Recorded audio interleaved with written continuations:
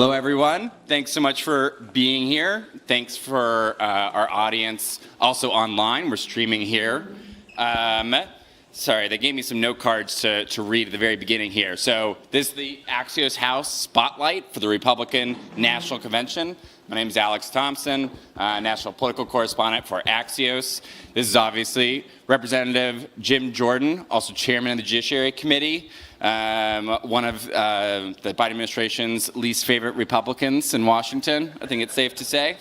If you're following along on social media, make sure to use the hashtag. You might be one of their least favorite reporters right now, right? This is me interviewing you, so hashtag. I know how it works, yeah. Hashtag Axios House. Also, for anyone, if you're around later today, we'll be hosting a watch party for all the speeches here tonight. And for the primetime programming of the conventions. We got Nikki Haley, we got Ron DeSantis. Just encourage you to come, just have a drink. And without further ado, let's get started. So, Congressman Jordan, your staff told me that this is interview number 26 for you today. We've done a lot. We've done a lot, yeah. And our goal is to be the second most interesting because I think your most interesting was with Russell Brand. That was interesting. So can you tell us a little bit about that experience? I think in some ways proven the old line that comedians are some of the smartest people on the planet. I was fascinated by his vocabulary, and you could just tell one smart guy. And I've never had anyone who interviewed me who like crossed their legs on the couch and like did the yoga position while he was talking to me and asking questions. So it was different. But I enjoyed it, and I found him to be an interesting guy. So, yeah, but I've done a lot of interviews, but that was one of a kind. Well, and I always like to start with a hard question. So okay. You're a University of Wisconsin Badger. Love the Badgers, yeah. You're also a congressman from Ohio. So when the Big Ten face off, Ohio State, Wisconsin, who do you vote for? Or root for, I should say. You're always with your undergrads. I'm always with the Badgers, but... every time Badgers have played the Buckeyes lately, the Buckeyes have kicked their tail. So it was a Big Ten game. They gave me the government relations people from Ohio State a few years ago, Big Ten championships. It was like, I don't know, 52-0. Buckeyes beat the Badgers in the Big Ten championship game. And they gave me a game ball. Thought that was something nice. Hey, you're rubbing it in is what you're doing. But Fickle's an Ohio guy, coach of the Badgers now, and was more than you want to know, but he was... the top heavyweight wrestler when he came out of high school. We recruited him to wrestle, but he came and he played football instead. So, yeah, he's an Ohio guy who's now coaching the Badgers. Nice. So we're just a few days out from the assassination attempt on President Trump. I'm curious, especially with these sort of traumatic national events, I'm curious, sometimes people always remember where they were. Yeah. I'm curious where you were. What was your reaction at the time? What did you do right away? Couldn't believe it. We were actually coming... just outside of Minneapolis, we were doing events for Michelle Fischbach and Brad Finstad. I was doing events for them. I just left the event. We're driving. One of our staffers, just like probably so many of you, just hands you the phone with the Twitter or whatever, and you saw it and you just couldn't believe it. And then I assume most of the country, you spent that evening just watching the TV, and this was the good Lord. There's providence, and there's just no way to describe it, that President Trump turns at the exact moment, the exact second that he needs to have that angle to avoid being hit by the bullet. And so there's no other way to view this. Now the good Lord was looking out for him.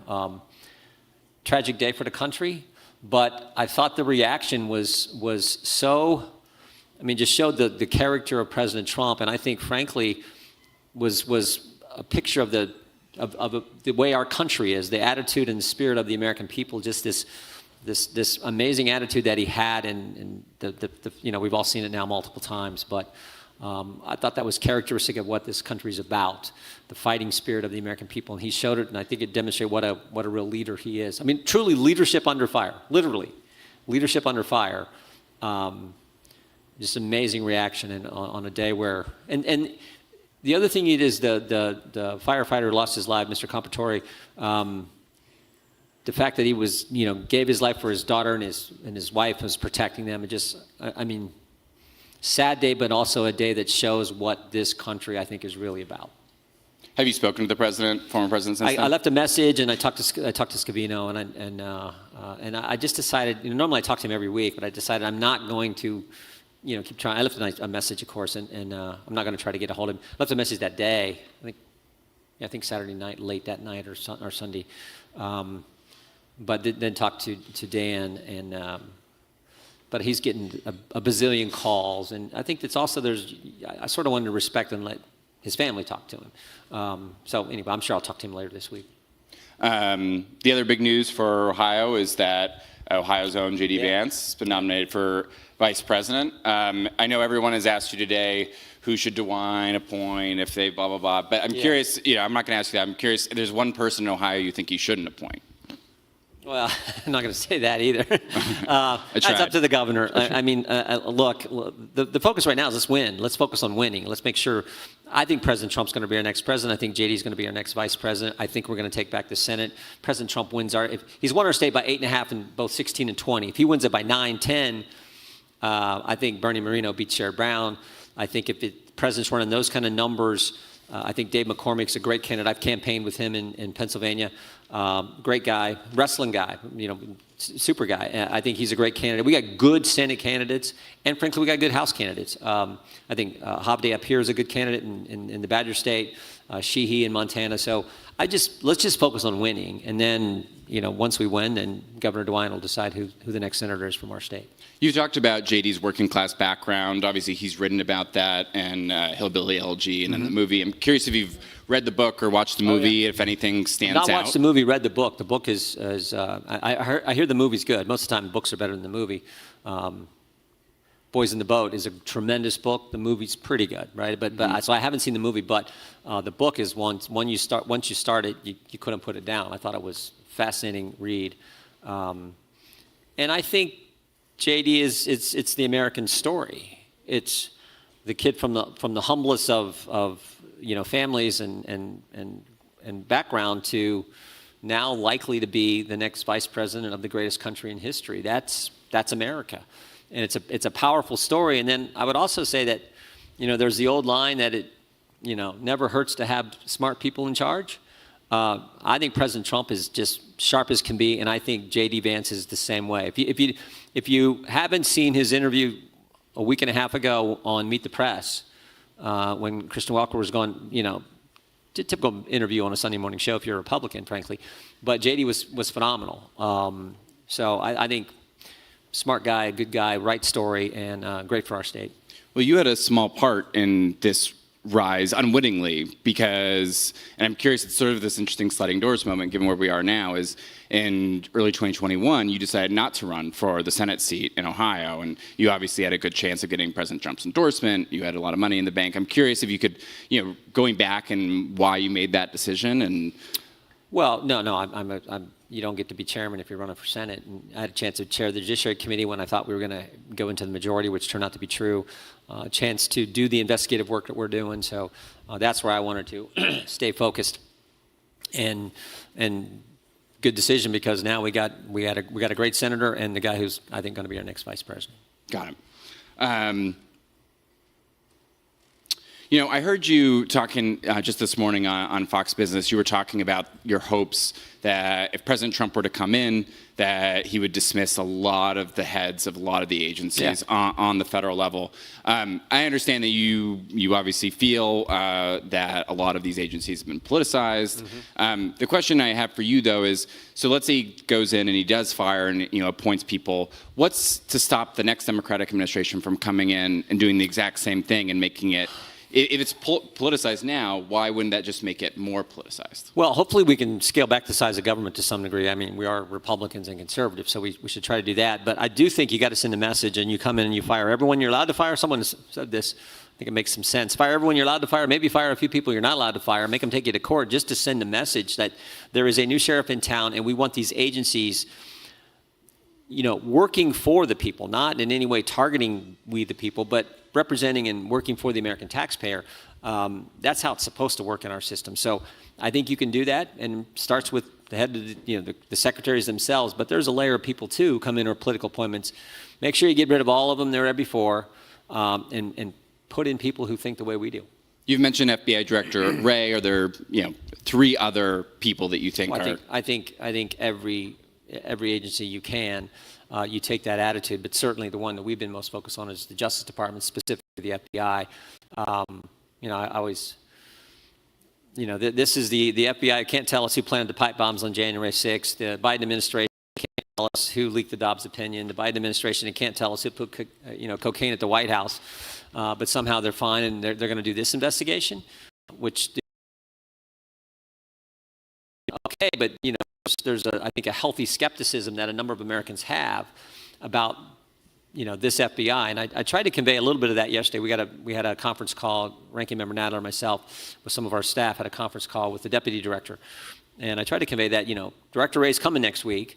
We expect him to answer as much as possible. We don't want the same old ongoing investigation and investigation sensitive information. We can't really the American people want some answers after what they saw on Saturday.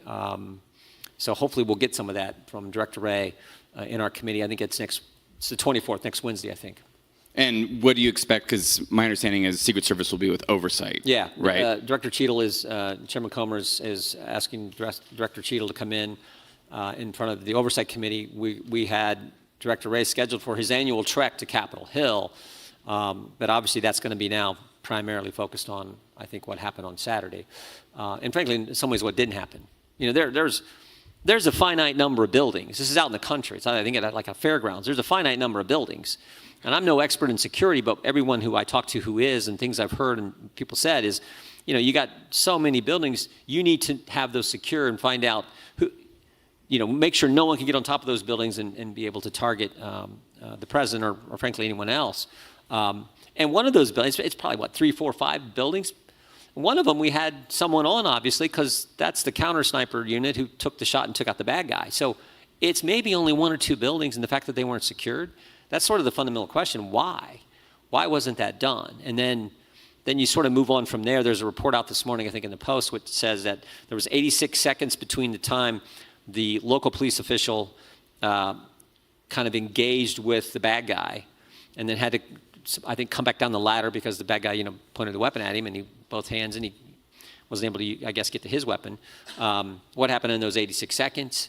I'd like to talk to that police officer, that local officer. I'd like to talk to the sniper, the Secret Service sniper who took out the bad guy. How long had he noticed? What was the time frame there?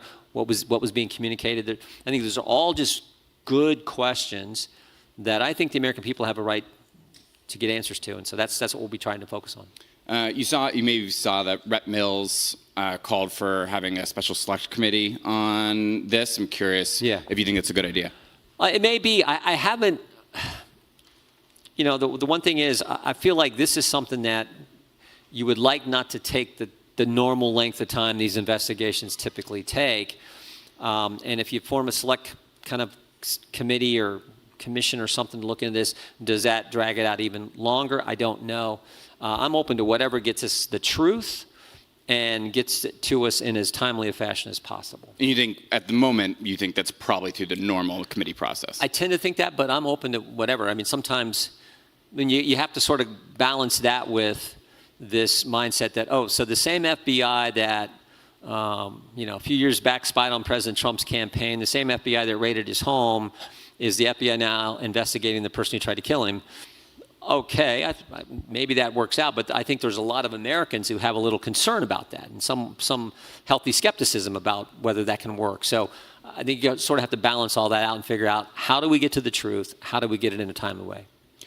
You've been focused a lot on President Biden and his family, business dealings. I'm curious, if President Trump were to win, do you expect and think that a Trump DOJ would investigate the former president? I don't know if that'll happen. Do you think it should? Well, I mean, it sort of depends. I think on what else we may uncover. We're in the process of putting together a report that we will submit to our leadership and to the Congress based on our impeachment inquiry and the investigative work that the Ways and Means, the Oversight, and the Judiciary Committee have been doing. So I think it kind of depends on what all we find, but I don't think that's the plan. I think President Trump's going to be focused on securing the border, making sure the tax cuts stay in place, and putting back in place common sense energy policy. All those things will help get our economy moving the way it needs to be moving and deal with what we've had to live with now the last 3.5 years. I always say I think this campaign is real basic. In 3 years and 7 months, we went from a secure border to no border, safe streets to record crime, $2 gas to $4 gas, stable prices to record inflation. And while all that was going on, We went from a commander-in-chief in President Trump, who I think projected strength to our enemies and our allies, to Joe Biden. And the final element is this assault on our liberties and these agencies, I think in some ways, in many ways, being turned on we the people. That's the campaign. And then you add to it what happened in the debate 3 weeks ago, what happened Saturday. I think all that is in the mix now. And the American people, the reaction thus far is time for a change, time to go back to the guy we had 4 years ago. And you see that as an evidence in every single state, the 7 swing states, Georgia, Carolina, Pennsylvania, Michigan, Wisconsin, Nevada, Arizona, every single one, President Trump is up. Well, let me ask it just one more different way, and then I promise to move on. Based on all the evidence you guys have collected through the impeachment inquiry, do you think the president and or members of his family have committed crimes they have not been indicted for? I don't know that. I do think that I've said all along, I've never said I was for moving forward on impeachment. What I've said is I think the case is compelling. Mm-hmm. And because you sort of come to the fundamental question, what was Hunter Biden getting all this money for? What were Hunter Biden, James Biden, the family members getting all this money for? What service were they offering, what providing, what were they doing? And Devin Archer, Hunter Biden's business partner, gave us the answer under oath in his deposition. He said they were selling access to the brand, and the brand was Joe Biden. And then you see that play out in the example, because, again, that's there, but what was the impeachable offense, if there was one? Well, it was when he was vice president. I think you have to look at that, and that, of course, is his interactions with Ukraine relative to his sons being on the board of the Burisma, the Ukrainian energy company. And I've always felt that was the most compelling. But we'll see. Like I said, we're putting together a report, and we'll present that to the Congress. If there's an impeachment vote held today, would you vote to impeach? I think we're going to wait until we get this report put together and we lay out where potential impeachable offenses may, in fact, have occurred. We're going to lay all that out, and then I'll take a look at that. I listened to one of your earlier interviews today, and I think you called yourself, quote unquote, Mike Johnson guy. Yeah. And I kind of wanted to just drill down on that. Does that mean, after November, no matter what happens, that Mike Johnson has your vote to remain leader? Yeah, I'm for winning this election. I'm for President Trump and J.D. Vance being president, vice president, Mike Johnson being speaker, and us getting after the things we need to do. And hopefully we'll win back the United States Senate so we can do those 3 things right away: secure the border, keep the tax cuts in place, and address the energy situation, some common sense energy policy, not the crazy policy that they have right now. You were elected 2006, so the entire time you've been in Congress, Nancy Pelosi has been the Democratic leader until the last year and a half.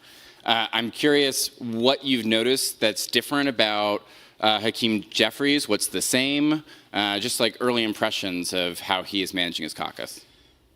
I don't know that I see a whole lot of difference there in where Democrats are. I mean, from 2006 to 2024, Democrats are the party and the Democrat caucus or conference is much more to the left than they were back when I first got to Congress.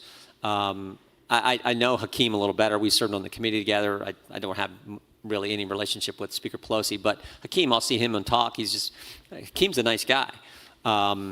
I'm not saying Pelosi's not a nice lady. Hakeem's a nice guy, and I talk to him. I don't really talk to Speaker Pelosi. But,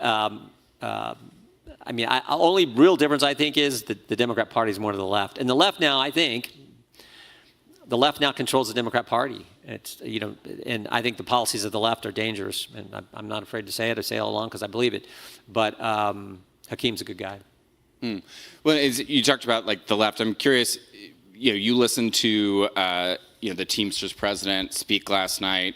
A lot of the things he was saying, people would think you would never hear at an RNC convention, is talk about corporations. And you've obviously seen some of the pivot of the Republican Party at least go left on some of these economic policies. I'm curious. The applause at times felt to me at least confused or not as enthusiastic as for some of the other speakers. I'm curious what your reaction was listening to that speech. We are, President Trump has done this, and I think Senator Vance is consistent with this switch. I think we're now a populist party rooted in conservative principle, which is frankly where I think we always should have been. And it's why our state has went from being the bellwether state, 2004, 2008, 2012. It's like you got to win Ohio all along. You got to win Ohio if you're going to be president. Well, now Ohio's given. President Trump, as I said, won it by 8.5, both in 16 and 20. And I think you saw that switch because so many working class, middle class families said, we like what President Trump is for, and particularly along the Ohio River. So we're now a populist party still, and the second part is important, rooted in conservative principles. That's where I think we always should have been. And that attracts more voters. My dad was a union worker for General Motors in Dayton, Ohio, and voted Democrat all the way until Ronald Reagan. And finally he says, I've had enough of this Jimmy Carter, I'm for Reagan. And he's been a Republican ever since and is a diehard Trump supporter. So that dynamic is out there, particularly in the states that are going to, according to the experts, determine this election, which is the upper Midwest, Pennsylvania, Michigan, Wisconsin. One of the other reasons I think JD is also such a great pick is because I think he can relate to Midwestern, being an Ohioan and that demographic. So I do think that's a good, healthy change for us in working on, attracting more middle-class, working-class people. Do you think the party should support more regulations, rules that help unions? No, I'm not saying that. I just think that reaching out and saying, we want you to keep more of your money. We want to protect your liberties. Reaching out to, we care about people in the inner city and working class neighborhoods. Youngstown, Ohio now is represented by Republicans, both in the State House, State Senate, and Congress.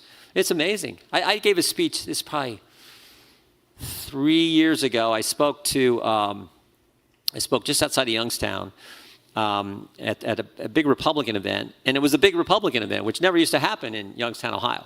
And I get done, and there's this lady walks up to me with her grandson, and she says, I'm Jim Trafficant's wife, and my grandson would like to get a picture with you. And I'm like, what has happened? We got Trafficant, beam me up Scotty, Mr. Democrat, who's a widow, was coming up to me and saying that, they want to get a picture. Like, that's the change that's happened with President Trump, and I think it's a good thing.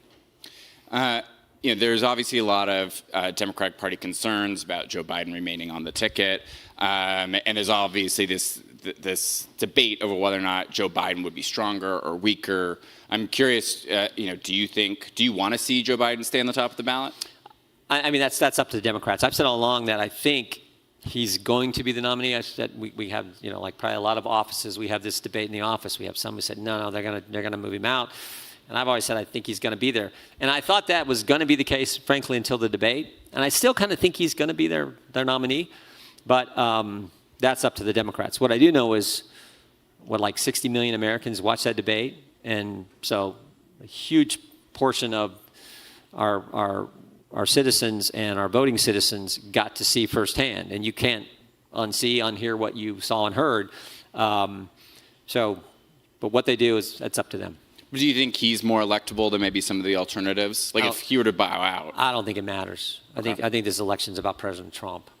I mean, I think that, Democrats are trying to motivate their voters to come vote against him. Our people are coming to vote for him. Our core voters are 110% for President Trump. You've been to his rallies, I assume, and so many of you have. I've been to a number of them.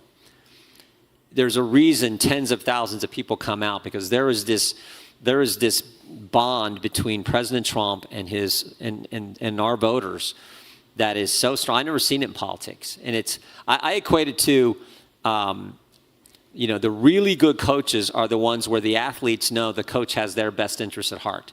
And because they know that, they're willing to sell out and listen to their coach and perform under pressure when it counts in the competition. And I think that same dynamic exists with President Trump and the voters, because he has a great line. He says it almost every single rally. He says, they're coming after me because I'm fighting for you.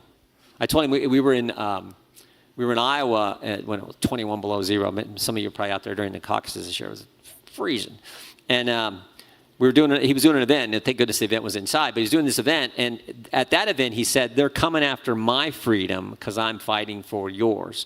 And I told him afterwards, I love the way you said it there. We talked about it in that freedom context. And the voters get it. So they're coming. I think this election's still about President Trump. So who the Democrats put on, I don't think matters, because I think President Trump's going to win. My colleagues Mike Allen and Jim Van Dyke wrote a piece about, a potentially changed Trump. Tucker Carlson said, having someone shoot you in the face changes you. I'm curious. I know you haven't talked to him, but what do you expect to hear from him in his speech Thursday night? What do you want to hear? I don't. I think what he said is he's going to have a more unifying message. He said he's going to redo his speech that he'd been working on. I don't know how that translates into what he will say and how it comes, but I'm sure it'll be good. I've never been around the president, a phone call, a meeting, or at one of these events where he didn't make you laugh, where it wasn't engaging, where it wasn't. Typically, it's entertaining.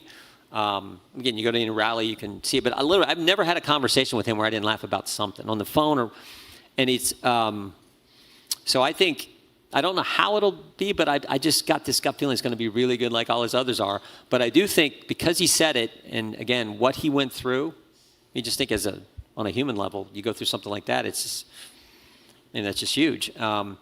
So I expect it somehow it'll be more unifying. I don't know exactly how that translates into a speech, but I think it'll be there. Yeah. And my last question for you, you talk a lot about, distrust in media, distrust in sort of mainstream institutions, and so I'm sort of curious, as someone that's obviously reads a lot of the news, besides Axios, what's your media diet like? I read the stuff on the morning reports, the playbook, the Punch Bowl, and the other things that are out there. I read some of those, whatever the staff has got on my phone for me to read. And then read some of the journal, some of the Kim Strassel's stuff, whatever Kim writes, I read that in the journal. And then there's this guy at Axios who's been going after the Biden administration on this issue of age, and I know that gets into our office. I just sort of, and then just to see what all, you do the news app feed on your phone, which is all left wing, everything. But I scroll through to see Apple News. Yeah, the Apple News stuff. Yeah, okay. And it's all left wing craziness. And but you guys are like the fairest of all that stuff. I mean that. You guys are. But like MSNBC, every week or someone's doing attacking me. So I just want to look at that ugly picture they got of me there, and what they're saying. So I just kind of scroll through, but I don't read that stuff. I don't read it. I don't read the headlines. Maybe skim a little bit of it, but all that. But I like the journal stuff, of course, and what the editorial page is writing. Sometimes they disagree with me, which journal can't be right all the time, right? Well, thank you so much, Congressman. Really appreciate you being here. Thank you. Thank you, everyone, for joining. I have one more card to read. Make sure to join us right back here. We have to repeat, we have the watch party later today, so you can come here, have a beer, watch all the speeches. Don't have to go through Secret Service security. So I hope to see you all back here. That's amazing. You got to play the other party.